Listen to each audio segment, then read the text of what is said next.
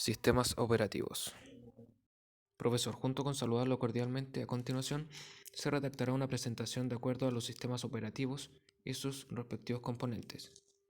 Evolución de los sistemas operativos. La evolución de los sistemas operativos estuvo muy ligada a las características y necesidades particulares de la máquina disponible. Resulta difícil hablar de los sistemas operativos sin referirse al mismo tiempo a la evolución del hardware, pues ambos aspectos han avanzado de la mano durante gran parte de la historia. Es por ello que empezaremos hablando desde una línea temporal los hitos importantes de cada década en la evolución de los sistemas operativos. Partiendo por la década de los 40, a finales de los años 1948 podríamos llamar la aparición de la primera generación de computadoras. Se accedía directamente a la consola de la computadora desde la cual se actuaban sobre una serie de microinterruptores que permitían introducir directamente el programa en la memoria de la computadora. Década de los 50. Con el objetivo de facilitar la interacción entre persona y computador, los sistemas operativos hacen una aparición discreta y bastante simple, con conceptos tales como monitor residente, trabajo en lotes y almacenamiento temporal. Década de los 60.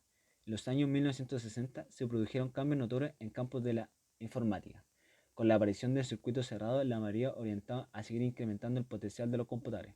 Para ello se utilizaban técnicas de las diversas como multiprogramación, tiempo compartido, tiempo real y multiprocesador. Década de los 70. Debido al avance de la electrónica, pudieron empezar a crearse circuitos con miles de transistores en un centímetro de cuadrado de silicio, lo que llevaría pocos años después a producirse los primeros sistemas integrados. El principal sistema operativo nacido en esta década sería de 1968 con la llegada de Apple II 3.1, década de los 80. En esta época empezaría el auge de los ordenadores personales. En esto se dejó un poco de lado el rendimiento y se buscó más que el sistema operativo fuera amigable, surgiendo menú e interfaces gráficas, naciendo principalmente sistemas operativos como MS-2 y Nextstep. Década de los 90. En esta década la resumiría como la gran llegada de los sistemas operativos como Linux en 1991 y Windows 95 y Windows 98. Década de los 2000. Llegaría a los sistemas operativos como Windows 2000, Windows XP, Windows Server 2003, Windows Vista, sistema operativo de Mac, X versión 10.5, Windows Server 2008 y en 2009 Windows 7. Llegando finalmente a esta época terminaríamos con la llegada en 2012 de Windows 8 y 2014 de Windows 10. Cada componente del sistema operativo es indispensable para el correcto funcionamiento de este. Todos se encuentran relacionados y se complementan entre sí. Gestión de procesos. Bueno, ¿qué es un proceso? Es un programa en ejecución incluyendo el valor actual del programa counter, registros y variables. Un programa pasivo, pero un proceso es activo y dinámico. ¿A qué me refiero con esto? Que un programa simplemente es un código o un texto y el proceso varía en el tiempo. Con esto voy que si dos o más usuarios están usando simultáneamente un editor de texto, el programa es el mismo, pero cada uno de estos tiene un proceso distinto. Gestión de archivos. Dicho concepto se relaciona con la administración de información de manera organizada y controlada. Dicha gestión solo se lleva a cabo gracias a sistemas operativos o softwares, los cuales ayudan a los usuarios a mantener un control integral sobre los documentos y un acceso seguro y fácil a los mismos. Memoria principal. Se encarga del almacenamiento temporal de programas o instrucciones necesarias para el uso de software. Una vez se apaga el equipo, toda la información almacenada en esta memoria es borrada. El sistema operativo se encarga de asignar, asegurar y optimizar esta memoria para un correcto rendimiento.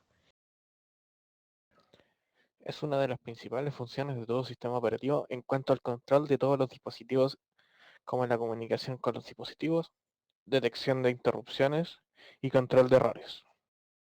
Proporciona una interfaz entre los dispositivos y el resto del sistema. Existen varios tipos de dispositivos.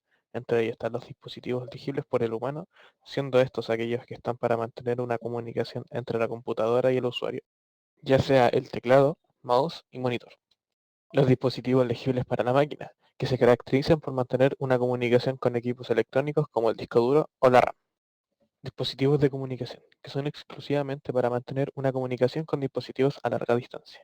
Los dispositivos de entrada y salida se dividen en dos categorías. Dispositivos de bloque, aquellos que almacenan información de bloques de tamaño fijo y estos guardan a su vez su propia dirección. Y dispositivos de carácter, todos aquellos que envían o reciben un flujo de caracteres, es decir, no se sujetan a una estructura de bloques.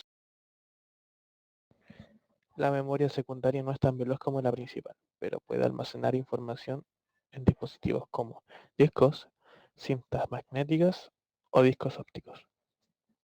En la memoria secundaria, un archivo consta de un conjunto de bloques correspondiente a la cantidad de información que se transfiere físicamente en cada operación de acceso. El sistema operativo o el sistema de gestión de archivos es el encargado de la asignación de bloques a archivos.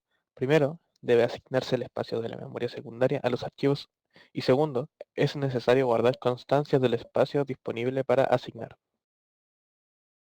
La protección del sistema operativo garantiza la estabilidad del entorno, el control del acceso a los recursos y el control del acceso externo al entorno. La seguridad física del sistema es esencial. Las amenazas pueden llegar a través de la web, pero también pueden llegar de un terminal físico. Aunque el acceso web sea muy seguro, si un atacante obtiene acceso físico a un servidor, entrar en un sistema es mucho más fácil. Una de las obligaciones de un sistema seguro es permanecer en constante vigilancia, verificando y validando las posibles amenazas. Esto lo hacen con el uso de contraseñas y controles de acceso. Interpretación de órdenes o comandos. Bueno, este es un programa informático que tiene la facilidad de traducir las órdenes que introduce nuestro usuario al sistema.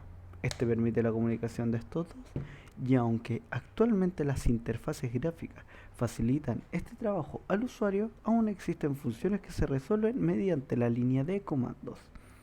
En otras palabras, cualquier intérprete de comandos es ejecutado en el prompt del mismo. Y a continuación, uno de los comandos que son utilizados es command, que es el nombre interpretado por Command DOS y versiones de Windows de 16 bits y de 32. Y PowerShell es un marco de gestión de configuración y automatización de tareas de Microsoft. Como conclusión, podemos deducir que la interacción entre el usuario y la máquina se ha facilitado por la creación de los sistemas operativos y que a medida estos van evolucionando, la interacción del usuario con la máquina se va facilitando cada vez más, como podemos ver el ejemplo en smartphones y las tablets o también como portátiles que existen hoy en día.